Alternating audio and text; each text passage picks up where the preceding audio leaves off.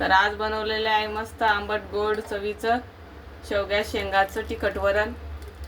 तर कसं बनवलंय चला तर मग सुरू करू रेसिपी। श्री शिवाय नमस्तुभ्य मैत्रिणींनो, मी अंजली कुंभार माझ्या यूट्यूब चॅनलमध्ये तुम्हा सर्वांचं खूप खूप स्वागत करते।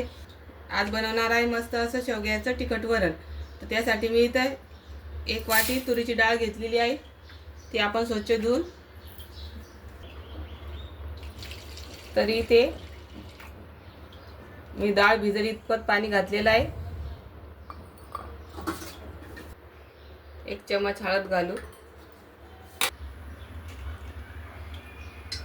कुकरच्या आपण आता 3-4 शिट्ट्या काढून घेऊ। आपण कुकर लावलेला आहे, आता आपण याच्या 4 शिट्ट्या काढून घेऊ। कुकरच्या शिट्ट्या होतात तोपर्यंत आपण या शेंगा पाण्यामध्ये उकडून घेऊ। इथं पाण्याला उकळी आलेली आहे, आपण या शेंगा उकडून घेऊ। याच्यात चवीपुरतं मीठ घालून घेऊ। शेंगा मऊ होईपर्यंत या शिजून घेऊ। तर 2-3 मिनिटं झालेली आहेत, शेंगा नरम झाल्या का बघू। मस्त मऊ झालेल्या आहेत शेंगा। आता आपण गॅस बंद करून घेऊ। 4 शिट्ट्या झालेल्या आहेत, आपण बघू डाळ व्यवस्थित शिजली का। तर डाळ व्यवस्थित गाळ झालेली आहे, आता आपण याला रवीनं घोटून घेऊ। याच्यामध्ये चवीपुरतं मीठ घालून घेऊ आणि त्याला परत एकदा रवीनं घोटून घेऊ। तरी ते मी पाणी गरम करून घेतलेलं आहे डाळीमध्ये घालण्यासाठी।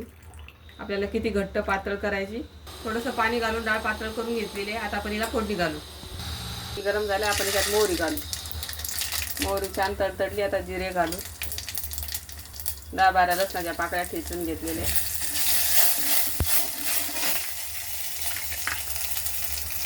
कांदा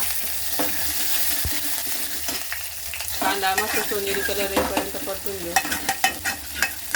कांदा मस्त सोनेरी कलर परतला गेला, आता याच्यामध्ये टोमॅटो घालू।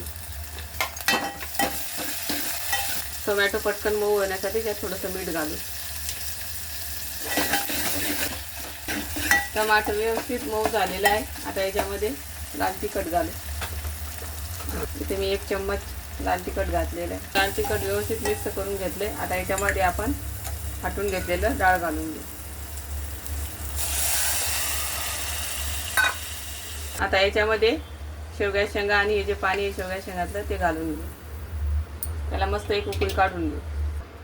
वरणाला मस्त उकळी आलेली आहे, आता आपण इथे 2 चम्मच चिंच गुळेचं पाणी घालणार आहोत। आता याच्यामध्ये अशी कोथिंबीर घालू। आता आपण गॅस बंद करू आणि सर्व करू। तर बघू शकता किती मस्त झालेलं आहे, शेवगा पण मस्त मऊ झालेला आहे। आता आपण एका बाउलमध्ये काढून घेऊ। तर मस्त आंबट गोड चवीचं शेवग्याचं वरण तयार झालेलं आहे। तरी ते तयार झालेलं आहे मस्त असं शेवग्याचं तिखट वरण। तर तुम्हालाही माझी रेसिपी कशी वाटली नक्की कमेंट करून सांगा, आणि आवडली असल्यास लाईक शेअर सबस्क्राईब करा। धन्यवाद।